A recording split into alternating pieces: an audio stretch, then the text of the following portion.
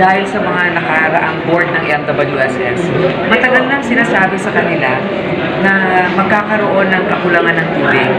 Mga ilang administrasyon na nakalipas, hindi sila umaksyon, hindi sila pumayag magbigay ng permit, kaya ngayon kinukulang tayo. Pangalawa, siguro natakot naman sa kanila yung mga concessionaires, hindi naman sila umiinip. Diba? Kaya nandito tayo ngayon sa sitwasyon.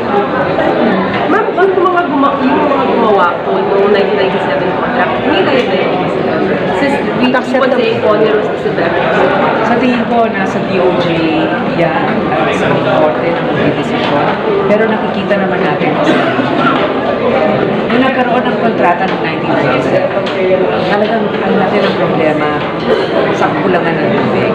Kaya ang gobyerno noon, kahit sa patalim, nagbibigay ng insentibo kapag may tinatayong mga negosyo of for the first how many years wala mo na kayong babayaran bilis, di ba? Hanggang sa kumikita na kayo kahit paano, hindi na pwede ibigay sa inyo yung mga